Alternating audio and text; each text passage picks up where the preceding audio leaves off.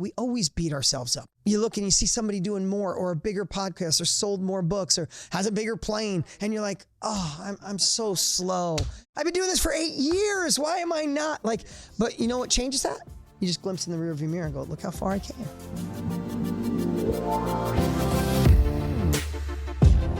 Welcome, everybody, to the Chris Harder Show, where we are making you unapologetic about your pursuit of success, knowing that when good people like you make good money, they can then do great things. My name is Chris Harder, and several times per week, I will bring you epic guests, solo episodes, and every single tool, trick, and skill set you need to grow your business, grow your money mindset, and to grow your wealth to levels that you have never reached before.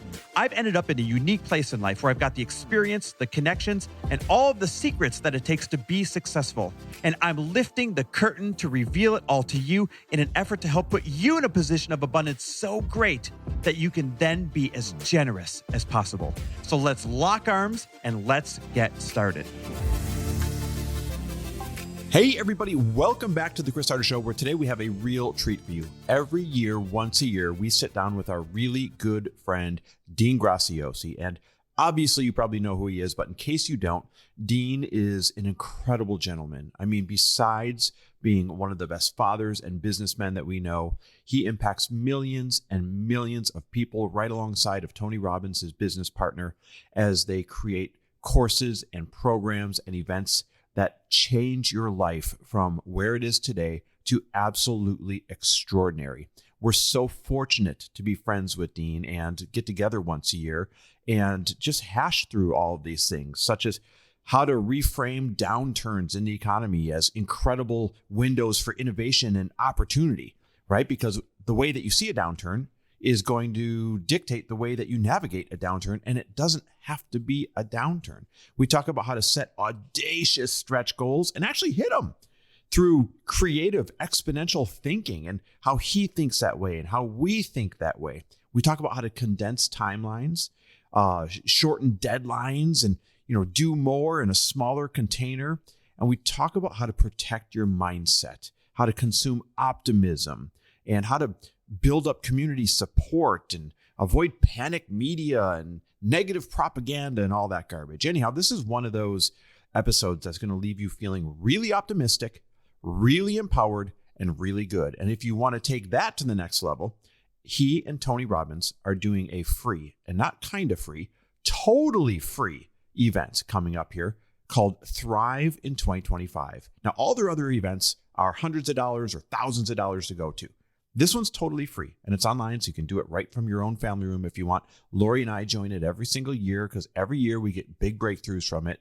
Because let's be honest, these are the legends of creating breakthroughs in your life. So if you want to join their free event, it's coming up really soon. Hit pause and go to thrive850.com. That's thrive850.com.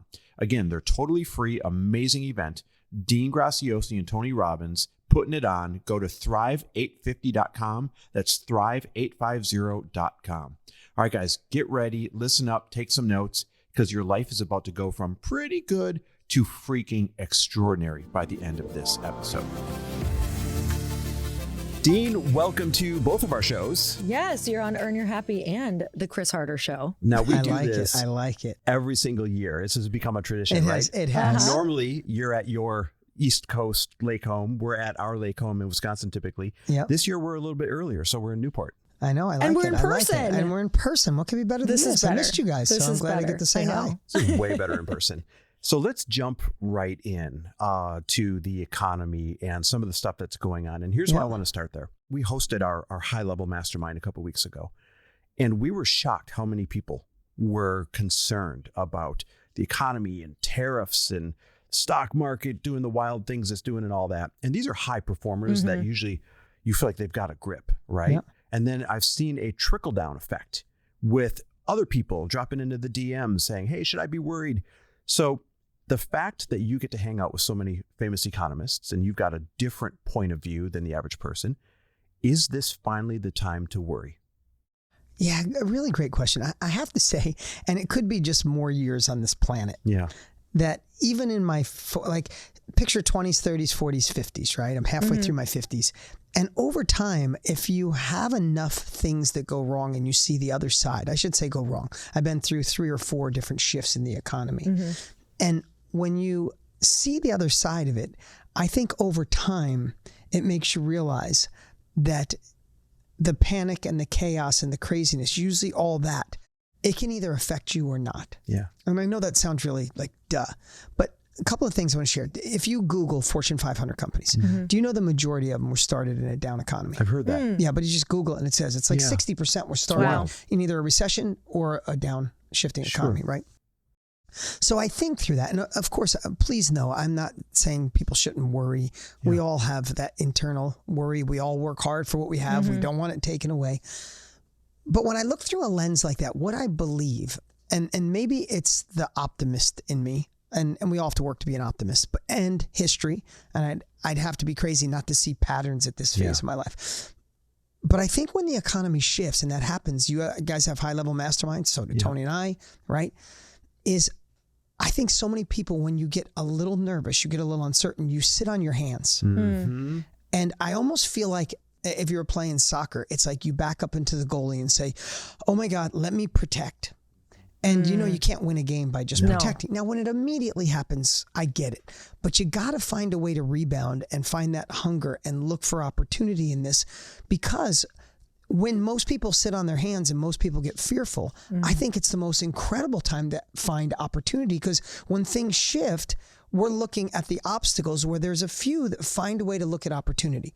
And I think if we can find a way to work on the inner game to get a little more like strength in this time, if we can Google what could go wrong, right? If you look at stocks, I mean, even Monday, it was like 3 Mondays ago that felt like the world just tanked. Yes. So many people called me and I'm like, maybe it's my age, but just hold your breath for a little bit. Don't sell anything. Don't react.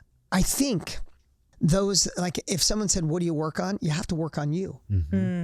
Right? Not to oversimplify it, but to not panic, to not make harsh decisions, and to say what opportunities exist. Yeah. I think that sets us apart. Yeah, I would agree, because you can't control the stock market, you can't control the economy, but you can control your reaction, and you can control your mindset, and you can control the actions that you take, and you can control the optimism. You mentioned, you know, at this point, you're just very optimistic by default. I'm optimistic by default. Those are the things you can control. And there's opportunity when I say you know, we could go in a lot of directions, but when you're feeling stressed, and being partners with Tony Robbins doesn't, you know, it helps a lot, right? It doesn't hurt, I should say, right?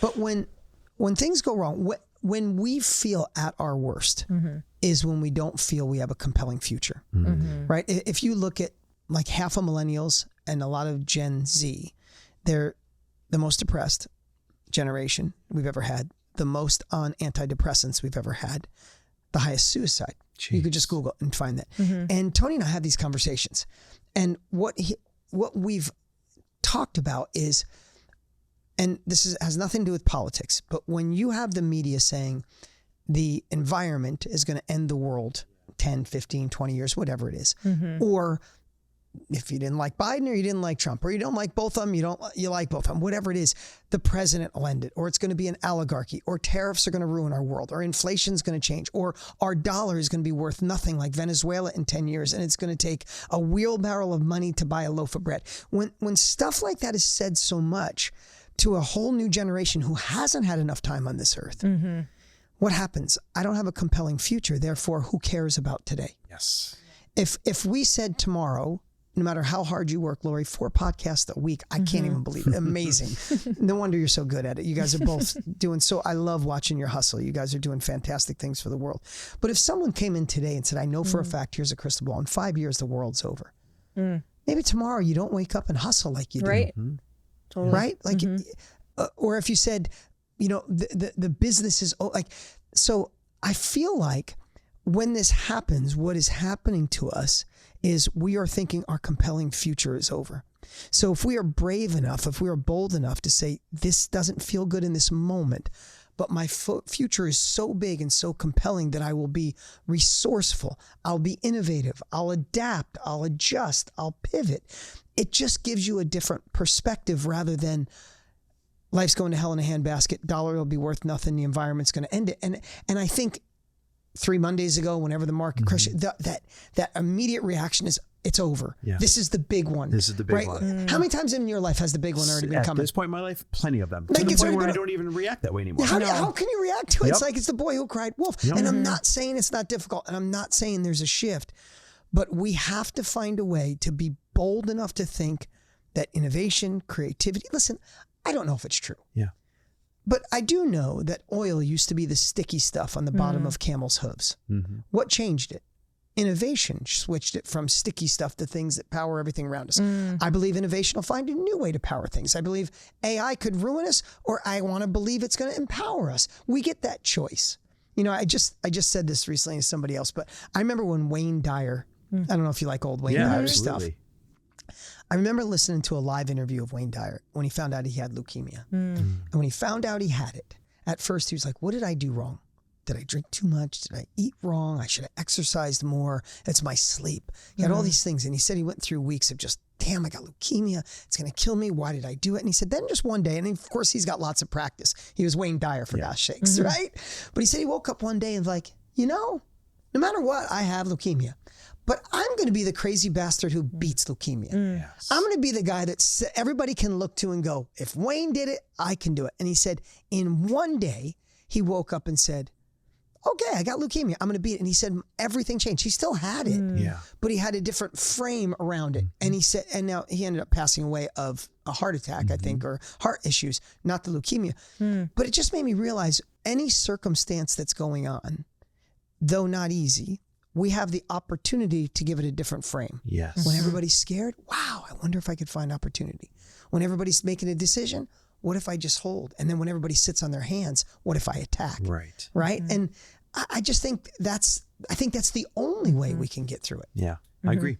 I think about that a lot because people will come. I was just thinking of this with the mastermind. People were coming up to me and they were, concerned about the economy and all these things. And I was thinking, wow, I wasn't even fully aware of everything going on. He informs me of a lot of stuff, but I try to stay off because I feel an immediate energy Isn't that suck. crazy though? If you didn't know, you just keep working hard. I literally realized another I was sunny day. having some really great things happening in my business because I was so focused there and what I could do and What you can control. What I can control. And so I had this moment of like, wow, what this person is consuming is truly taking away from any action or energy that they can move forward.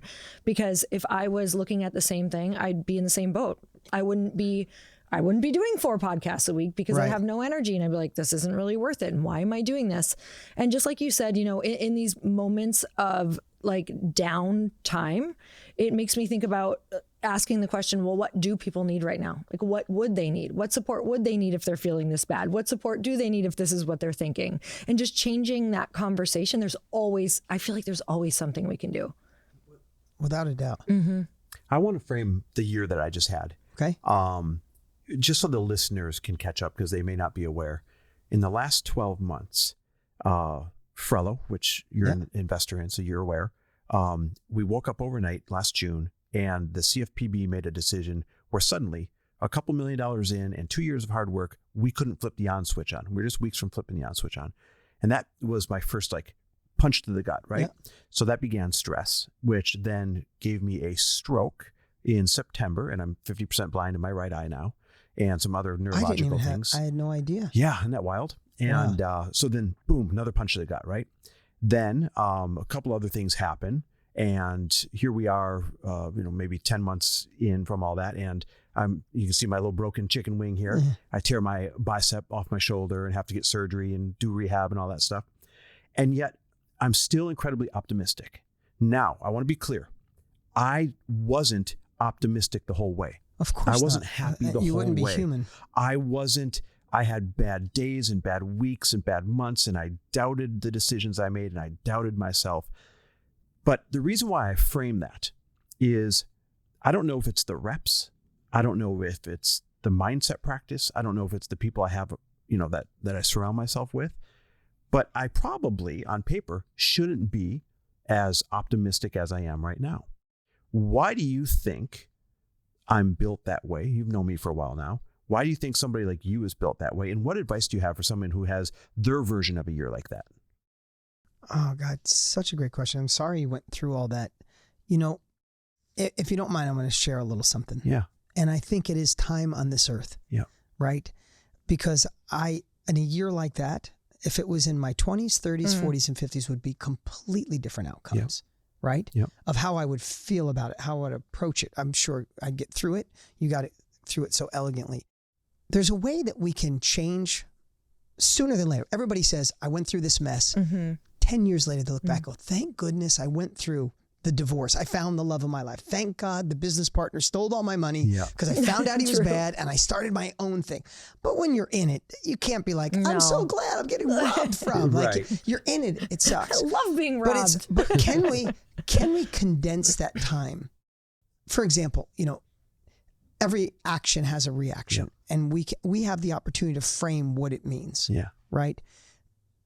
Maybe the shoulder, like I know this sounds, maybe the shoulder, it was time with all that you had going on to slow down, and it's time to reflect. And maybe you can't work out in the morning, so you read for a while, or maybe you're journaling for a while. And as you're journaling, something happens and pops in and it solves another problem. And then someday you look back, connect the dots and go, if I didn't have that stroke, if I didn't have the thing with my arm, if the business didn't delay, we wouldn't have found that thing. And I think it's just having the ability to connect the dots sooner. As a kid, I've told this story before, but not often, so I wanted to share. As a kid, my dad was the youngest of 12, was physically abused and went through some really tough times. Right? His dad knocked his teeth out, and finally his mom took him away from his dad and all this kind of crazy stuff. Old school Italian guy from a small town, East Coast, just never got counseling, but he had so much anger built up inside him, chased away 4 wives, my sister doesn't talk to him, who's for 25 years.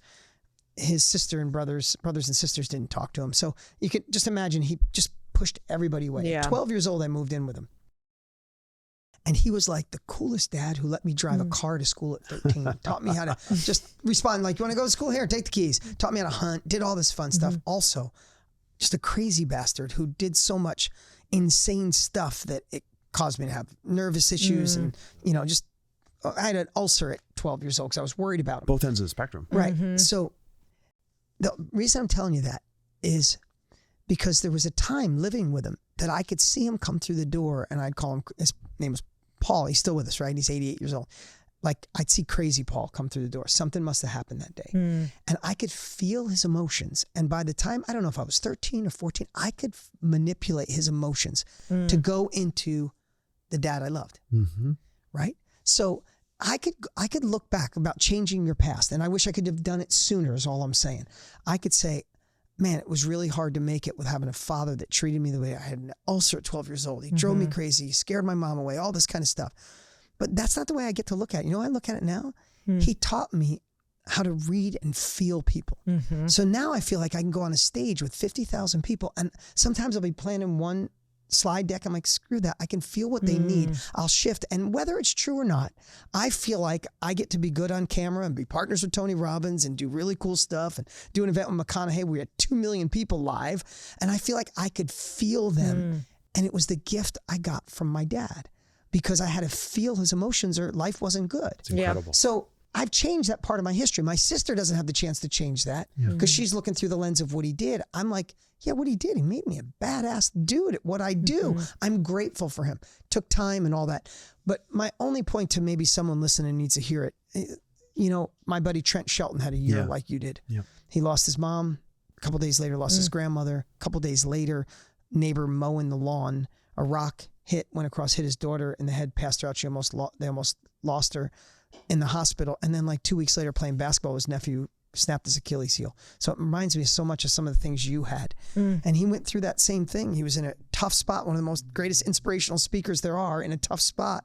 And then one day just realized, man, he found all the gifts in all of it and found a way to collapse that. And people say, well, you're overly optimistic. It's like, no, we all go through the hell. It's just, how long do you want to stay in the hell? Yes. Right? How long do you want to focus on what the president's doing or what the government's doing or the economy's doing or what tariffs are doing until you get back to seeing opportunity rather than obstacles, seeing the best rather than the worst, looking back at your history and really realizing you're resourceful, and that with the right temperament, the right frame of mind, this might be the time that you actually have the breakthrough you've been looking for, start the business you've been dying to start, scale the thing that's ready to be scaled. This concept of overly optimistic, I mean, what's the alternative to sit in the pain, to sit in the poor me, to sit in. It's a true story. You know, I just don't understand how that serves you, as opposed to choosing to be optimistic or overly optimistic, because one of them is going to spring you into opportunity. You can even say, how about, I didn't mean to cut you off. I was just thinking, like, being brave enough to be optimistic. Because it's obviously, this might sound uncool or unpopular, but I almost feel like there's a group that, like, you're an outlier if you're optimistic. Like, it's easier to look at all the things that are wrong. And it's easier to fit in. It's easier to fit in and go, yeah, I know, I get it. That's work. Yeah, totally. I get it. How could we make it with all that's going on? And yes, look, like, I don't know. I think maybe we all need to be even more brave and more optimistic and be the oddball at the conversation. I think that's what we're doing. I think we lead by example. I just want everyone to know we don't all have easy years. We don't all have easy times. We all have our shit going on. Yeah. But I think we get to set that example that there's still a way to come out on top on the other end. And like you say, condense it. What would you say to somebody who, you know, they're trying to be a leader right now, and maybe they are, I'm just even thinking of with my company and looking out at, you know, orders and tariffs and things that really do impact your bottom line. Of course. Am I going to have to change this product? Am I going to be able to keep this product? What is this going to look like? How much money is this going to be? To have to go into environments where people maybe aren't optimistic at all.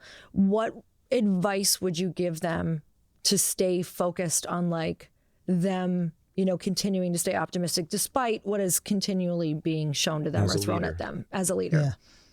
Great question. And so if we were just sitting at Starbucks having a conversation talking about this, I would share what I've been doing this year. So every year, you know, I'm responsible for hundreds of employees at this time, about 400 almost between the two companies. And every year I want to be a better leader, a better guide, you know, right? If we have rocky, you know, if the storms are coming, I want to be inspired. I want to make the companies grow through this. I want the teams to feel good. And I also have certain companies that are getting hit with the same exact stuff, right? So I've got this philosophy this year after I've read a bunch of books going in. I did a bunch of interviews. I'm just trying, how do I become a better leader, more efficient leader, and get more things done in this new year in 2025? And what I would suggest is to narrow down your goals. We all, as crazy entrepreneurs, as we go, we don't realize we get multiple things going on and more. And then we see a good idea. We're part of a mastermind. One of your members comes up and you're like, why aren't we doing that on LinkedIn? And why aren't we doing that on Pinterest? And we could do this and we could do that. And all of a sudden you don't realize. And what I've come to realize is me being a dreamer and shiny object syndrome and a crazy entrepreneur who tries to execute everything. It's like on the floor, there's a wood floor and there's a whole bunch of different planks, right? We have all these projects going on and we work a little bit on this one and then a little bit on this one and a little bit on this one. It'd be like if you had, Chris, have 10 projects at home. I want this done. I want the lens done. I want this done. I want the outside thing done. Let's do the thing on the beach. And it's like on the weekend, you almost don't know where to start. No, totally. And you're doing a little bit. It's almost like you have 10 turtles going a little bit at a time. That's what it feels like. Across the which desert. It can be painful. So what I'm trying to do this year with the departments of my company and me personally is you realize you can't multitask. You can't have 6 things going on and expect to be good in any of them. And then you wonder why they don't work out and you might think the employee doesn't. It's because the focus wasn't there. So my philosophy for this year is pick a goal, a big one, the one that moves the needle the most, the one that fixes your company if tariffs stick, which in hindsight, I don't think they're going to, but who knows? But if tariffs stick, what is the biggest goal that you have? And you could have 5 or 6, and I'll tell you why this is so important. And for those of you listening, what is the goal that would move the needle the most towards the human, the woman, the man you want to become? What is that goal? And what I would suggest is make it bigger than you think. This is a new philosophy. You ready for this one? Yeah. Is if you have a company and you're doing 20 million a year, and I say to you, hey, next year, let's go to 22, 10% increase. Your brain goes to, what do I need to maximize? How do I fix the block and tackling? How do I save a little? How do I make a little more? How do I maximize the team? If I said to you, you're doing 20 million, Chris, you got to get to 40 next year. it stretches your brain in ways you did when you first started. Yeah. You see, when we first started, we had crap. None of us. Yes. Right? We've had these conversations. Yep. We had to dream about shit that if you told if you told your family, Lauren, we had the chance to, your family like, what? Are you insane? I couldn't even tell them. Right? Yeah. But then all of a sudden we get in business and we start doing things and we don't realize we protect a little. We get in maintenance mode. We want to make sure nothing breaks, and we forget to be that crazy dreamer that when you went 0 to 1 million or whatever that is, that was the most unlikely thing in the history of the world. For sure. So if you're at 20 or 10 million, why can't you double it? Yep. So all I know is I've been trying to push my team to have bigger stretch goals. And I'm watching them come up with innovative stuff. And when they go, but I got this, then I'm like, no, we're going to do, instead of 10 turtles going across the desert, you're going to collapse them and have one rabbit run until you take it all the way to the end and it either wins or fails. And then you come back and grab the next one and go all in. Good, yep. Right? So I think that could apply to anybody. No business, starting a business. What is the one needle moving goal in your life? And how do you make it bigger? Make it scary. That's number one. But this is I'm sorry, I've been in business for 40 years this year, which is insane. Wow. But this is the one that I think is changing it for me, is once you set that goal, what are the constraints holding you back from achieving it, and attack those constraints one at a time, obsessively, just one at a time. Because what I was looking at with my teams and myself, if you got 10 goals, and they each have 5 constraints, that's 50 problems. You're not solving any of them. No, not a chance. You're dabbling. You're hoping one, right? You're juggling plates. But if, for example, I'm going to give you an example in office actual teams, sales teams. Something changed with the dialing system, new regulations, and where they used to, if a dialer reached out to our people, they would contact 20% of the people we call, and it's really just calls saying, hey, what's going on? What are you doing? Can we help? Something changed. It's down to 7%. Oh, wow. They don't talk to anybody. Yeah. They've been talking about it for months. I sat down with our sales leader the other day. I'm like, what's your main goal? Inspire, impact, and serve more people. Okay. And then he listed 10 other things. Whoa, what's the main goal? Is we want to get to this metric. I'm like, okay, what's the main thing holding you back? Well, we need more people. We got to talk to more clients. He went through 20 things. I said, what is the main thing? He's like, now we're down to 5. I'm like, no, the main constraint. He's like, we're not talking to enough people. And they don't have a system for it. I said, guaranteed there's a system out there. I know, I'm just juggling out. I said, what if you just took the next 5 days and did nothing but find that solution? He started to go, no. What's the main problem or the main goal? Okay, main constraint, a dialer that could help us contact more people. Guess what happened by Thursday? That was Monday. Found it. Amazing. He's been talking about it for 3.5 months. You know why? Because it was a problem amongst many. When it was the only problem, I know you. I know your tenacity. You could solve anything. If the only thing was, hey, my product is going to go up 18%. I know you. If you had nothing else to think about for an entire week, I know you could find a way where maybe when they buy a product, there's a different enhancement they could buy all month, or they could get it delivered, or there's a bigger version, or there's a gold version. I don't know. I'm making stuff up. Totally. But if it was a bigger goal, stretched out of your mind, not just how do I protect if tariffs go up, more like, no, how do I double while tariffs happen? Yes. Your brain's going to think crazy shit, right? And then you go, but what would stop me? Well, these 3 things. Well, I'm only going to focus on this one thing. I'm telling you, I feel like I've been in business for 40 years. I feel like I've been faking it. Like, how did I do what I do without this? And I know most of you might be listening, you get it, but it's just a different frame. Yeah. So goal, singular goal or less goals, stretch it, then figure out the constraints, attack them one at a time. And as you attack them, widen the circle as much as needed.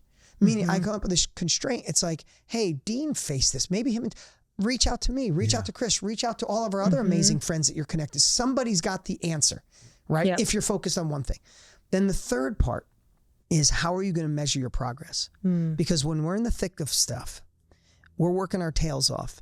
And the only metric we sometimes focus on is the company doing better or not? Yep, but we're totally. making progress along the way. We always beat ourselves up. We never look in the rear view mirror as far as we come. A lot of times you're kicking ass. Look what you guys are doing. And sometimes, like, you look and you see somebody doing more, or a bigger podcast, or sold more books, or has a bigger plane. Oh, yeah. And you're like, oh, I'm so All the slow. Oh, What am I wrong even with us? doing? I've been doing this for 8 years. Why am I not? Like, Yes. But you know what changes that? You just glimpse in the rearview mirror and go, look how far I came. Yeah. So you have to measure your progress or you don't give yourself the energy. And then the last and most important piece is deadline. Yeah. None of us do anything without a deadline. I don't know about you guys. If, if it's due on Monday, I'm working on Sunday night or Monday morning. Yep. Right? Did that since high school. Still doing it. Never Still changes. can't change it, unfortunately. And then where a deadline can really help, like you stretch the goal, shorten the deadline. Yes. Condense the box. Condense the box, because we all know, like if someone says, hey, we want to double your business over the next 5 years, right? Do you do anything tomorrow? If it's a 5-year plan, 3-year plan, do you do anything tomorrow? No, you're like, I got year 4. It's in there. Year 4, month 11. Yeah, exactly.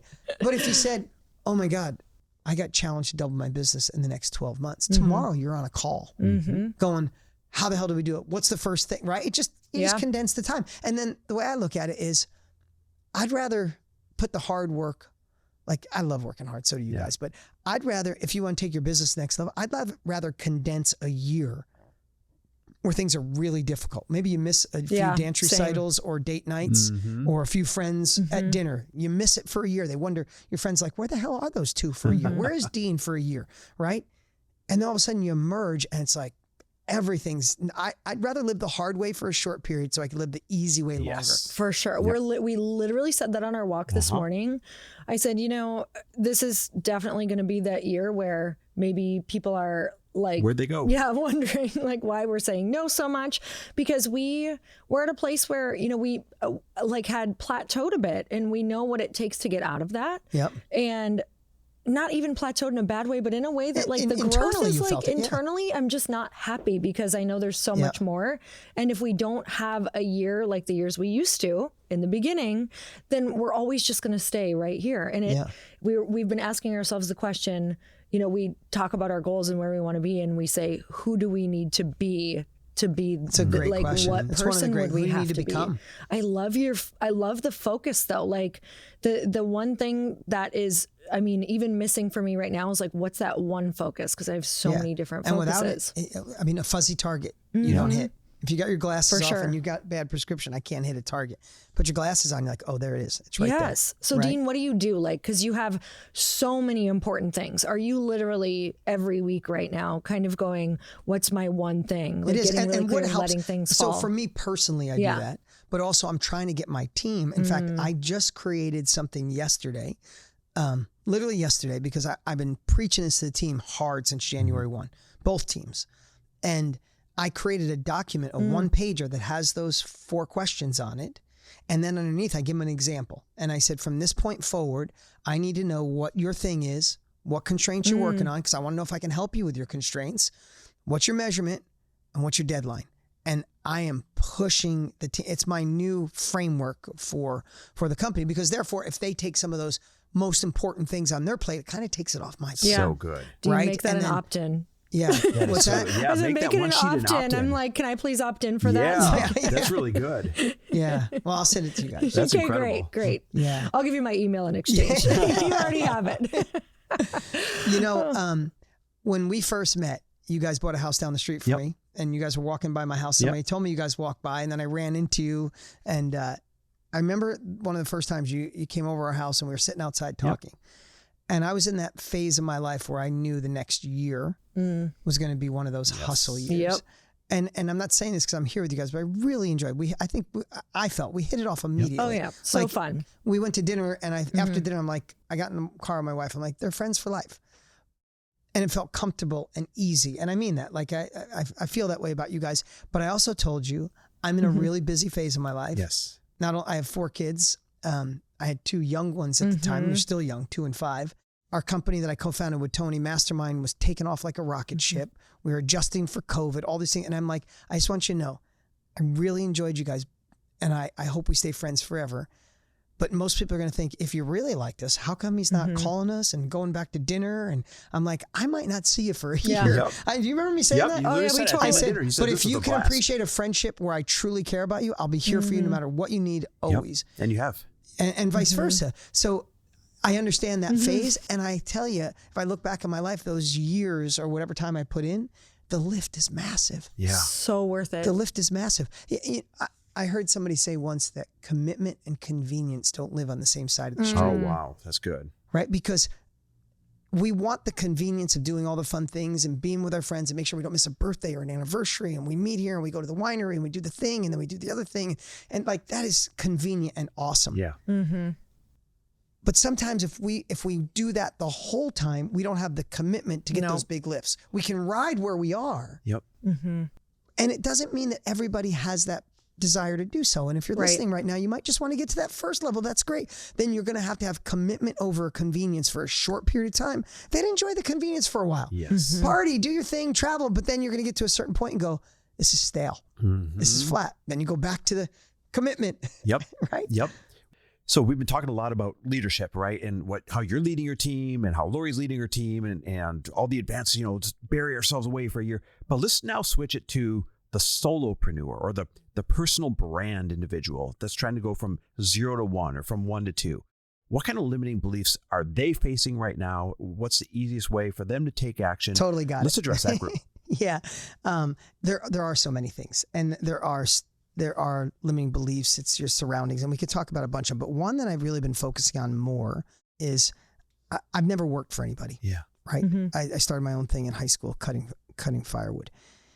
And then I went to cars and then real estate. So I've never worked for anyone. So I think I ignored this one for a while. So I like talking about this one the most because I never looked through the lens of being an employee because I never worked for anybody. I've never had a career. Interesting. I never got a paycheck from anybody ever in my entire life. I never had a boss. Imagine that. I've never had a boss in my entire life. Wow. I was just the kid in high school that was a dreamer, that my friends loved me, but they thought, this kid, he's not going to college. His family doesn't have money. He lived in a damn trailer. The only trailer park in our town I lived in when I was a kid. So what I've come to realize is there's a big chunk of people listening right now that have a career that are hoping for something else. Wouldn't that be true? Yep. Without realizing it, I think we're taught this, and I'm not knocking it because thank God for career people. The people that work for us, our teams, amazing. Where would we be without incredible people to be on our teams and work alongside of us? Literally nowhere. Right? Yeah. But here's what I think. In the wrong career, I think you go to school, you try to get good grades. You try to get good grades in college, try to get the best job. And I don't think anybody approaches their job and goes, hey, I just want to get in here. I want to be complacent. I hope I get a little raise. I hope they don't see me. I don't think anybody starts that way. But I believe so many people have the ambition. I'm going to get raises. I'm going to get promotions. I'm going to help run this company. And then over time, maybe their boss doesn't hear them or they're not seen. Maybe they're in a boardroom and they try a couple of times and it's never taken. They see a way to make their department efficient, but someone else gets called because they know somebody gets called to the promotion. And I think there's a time where you just let it go and go, well, this is the way it is in the world. You give up. Hey, I'll do my thing. They'll put some money in my 401k and hopefully make it to 65. And there's a time that you put your dreams and your emotions just in check. I believe it. And I've had the opportunity to speak to so many people where I have hundreds of thousands of people live. And I've watched when I just said what I shared and I'll watch tears come down eyes or hands raised. And the only reason I say that is what you don't realize is all of a sudden you tuck away the innovation. You tuck away your creativity. You tuck away that inner innovator, that hungry person, the person that's resourceful, that could figure out anything, and you just kind of coast. And then you get people in your life go, well, you could be happy. You got that great job. You don't even have to do much and you make it. Yeah, but the inside is dying. Yep. And then all of a sudden, we might come on, or Tony Robbins and I, when we do our big events, come on and go, time to do your own thing. And you don't even know why you feel this hesitation. Like I used to take my kids' crayons and draw the logo on the back of their paper. Why did I stop doing that? It's because you slowly got pushed back to your voice doesn't matter, that you're not enough, that you don't know enough. And then all of a sudden, Tony and I, or you guys will say, you are enough, you know enough. You're just lacking the blueprint. Like what I always think about my mom when my parents got divorced, she worked 3 jobs to make nothing. And I always look at my mom as she was like a badass without a blueprint. Yeah. Oh, wow. Right? And so I think the hesitation in some, and there's lots of reasons. It is the story. It is so many things that we could talk about that. But the career thing, I think that one creeps up on people. You've had someone tell you what to do, when to show up, how to show up. You're building someone else's dream, so you give up on yours. Right.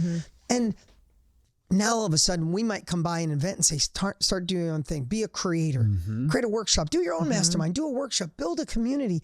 And I think without realizing, you let the guardrails of the job go up. Even though you don't like the road you're on, you can't go over the cliff. Right. And then brain starts thinking, oh, if I do my own thing, the guardrails go down. I could drive off the cliff. Yeah. And that restriction that you felt is actually the thing that's holding you back from unleashing who you're meant to be, right? We're living someone else's life in some areas. So I believe if you can face that and go, hey, every new level has a new devil. Yep. Everything you do has a good and a bad, right? I could be in this job that's kind of safe, but I don't want to get to the end of my life and realize I missed it. Right. That's a little more painful to me. So what I'd say is it's time to investigate. It's time to just explore. We talked about this before. Find a hunger on why you want to do it, right? We were talking about limiting beliefs. Find a new belief that you can do anything.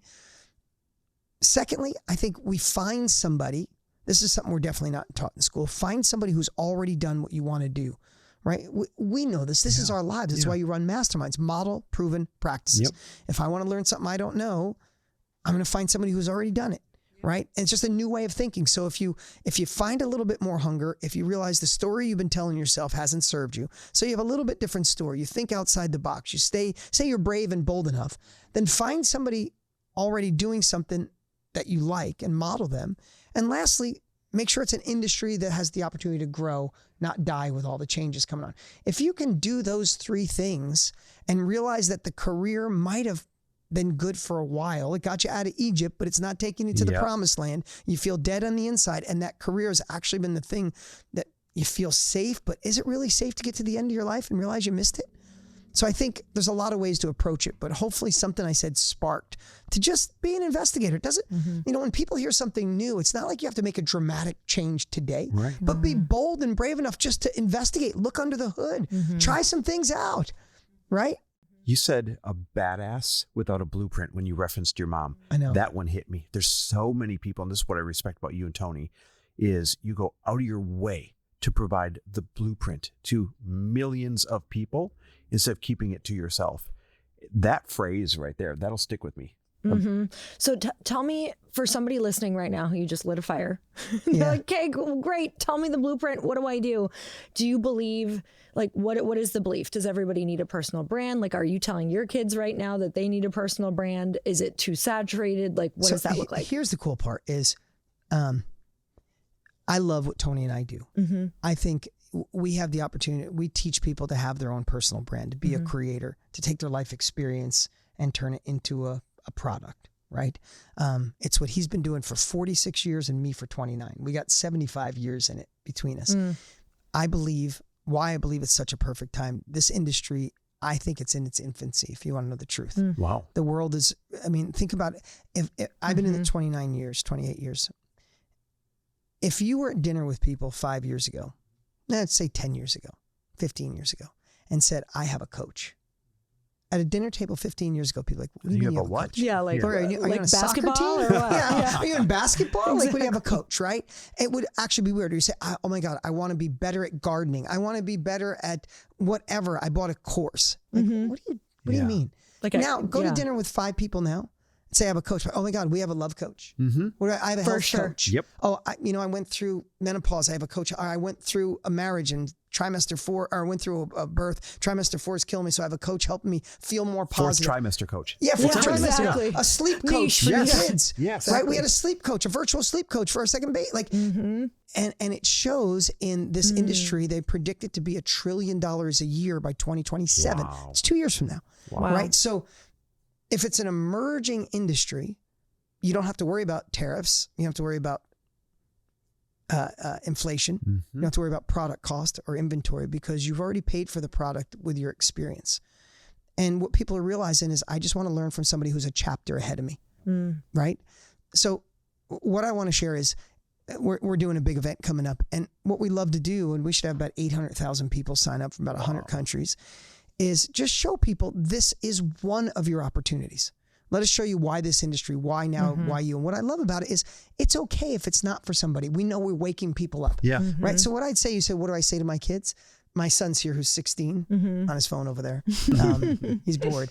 But I have an 18-year-old as well and a 5 and a 2-year-old. They got some time. But the 2 older kids, we had lunch yesterday, and I've told them the same thing since they were little. I said, you can go to college if you want to go for the experience.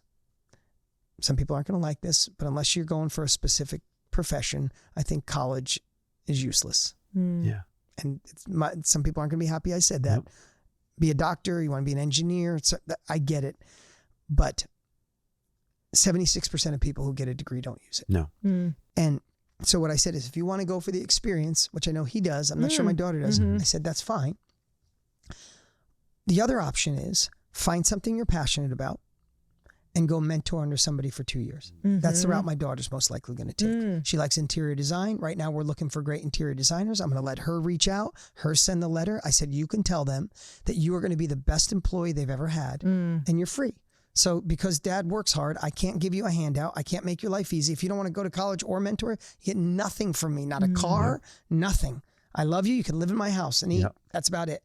But if you go serious and you go work for somebody and you are the best employee they ever had, I'll support you rather than paying for college. And that person will get a great employee for free. You can learn what took them 20 years, condense it in 2, and you could start off where they left off.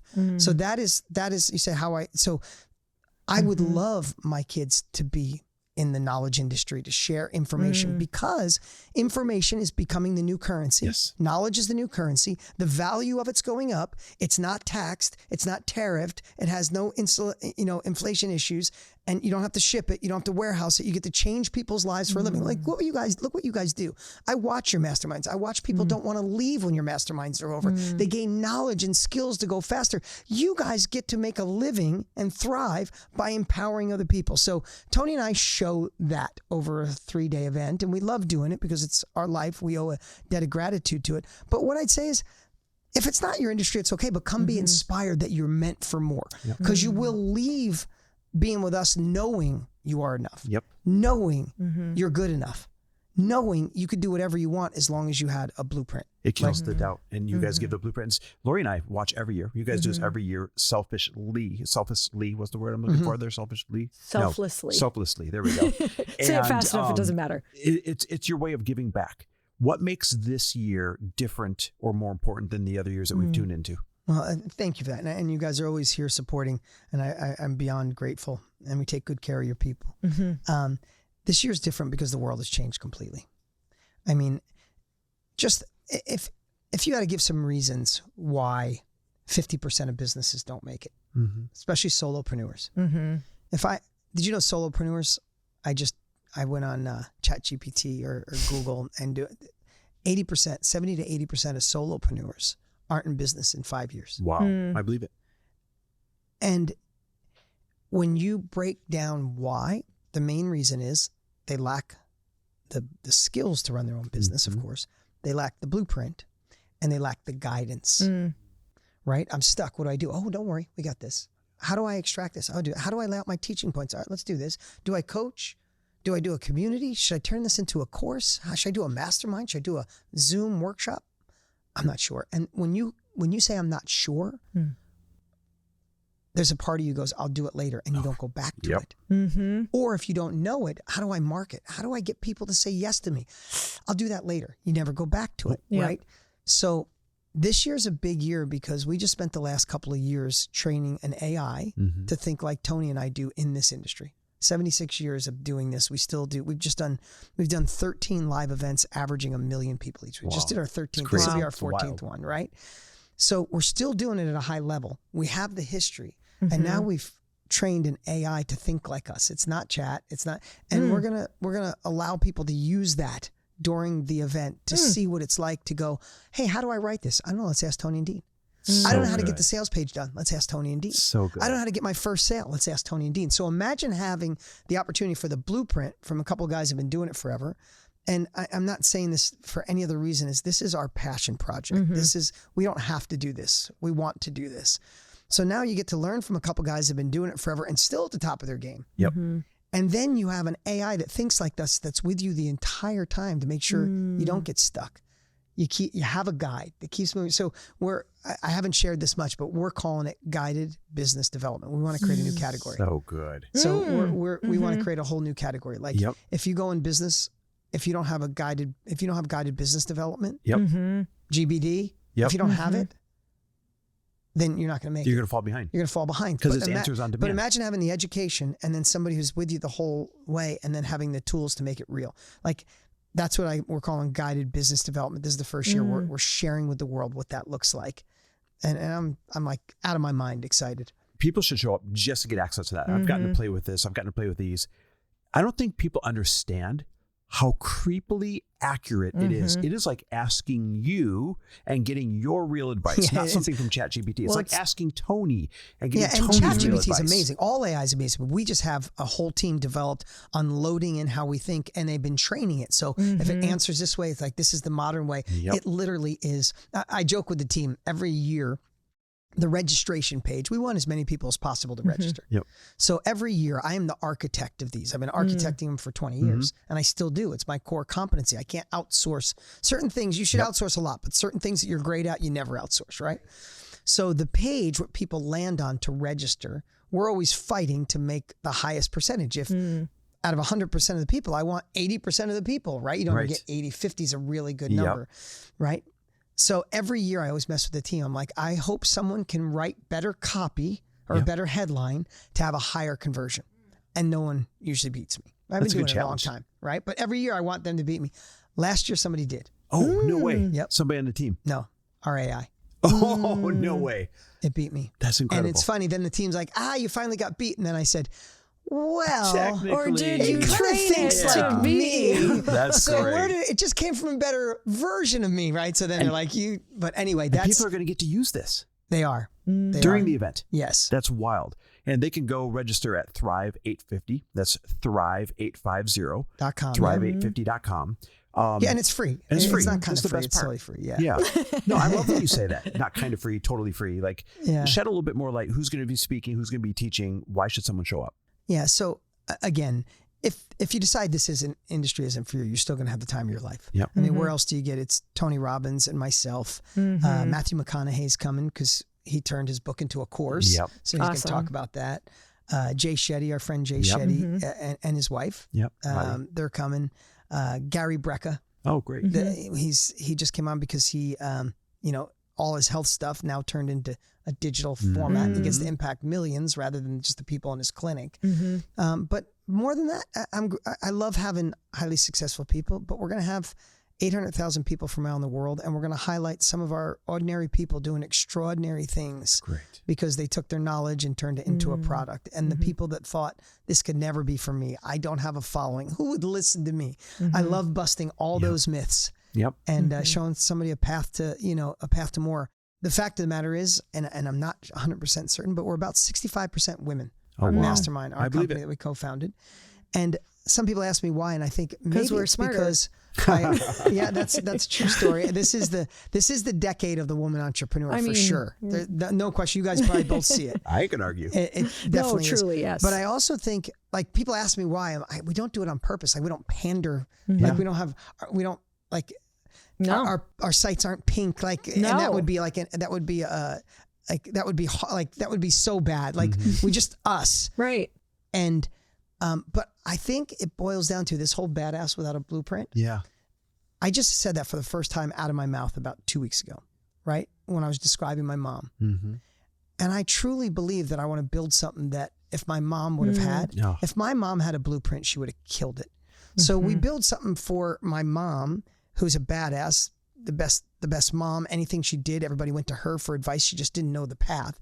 But also somebody dabbling in this industry or in this industry, why not come get the unfair advantage from Tony and I? Right? So it's I think that's what we get to do. I think that's why it's become a movement. So not to talk about it anymore, but I think everybody should go. Everybody will leave with something. Well, I love what you guys do because you do. It's not just the ability to learn that and get the blueprint, but you Tony and Dean fashion, like truly work people through all of the things that block them.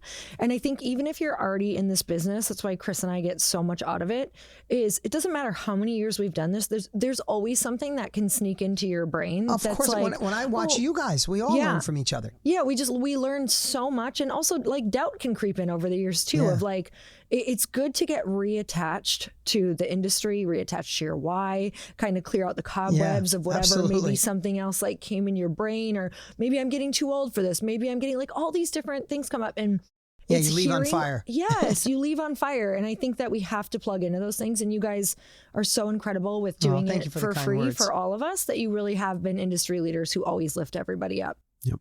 So that link is thrive850.com. If you want to get on for free, thrive850.com. Last question to put a bow on this thing. Yeah.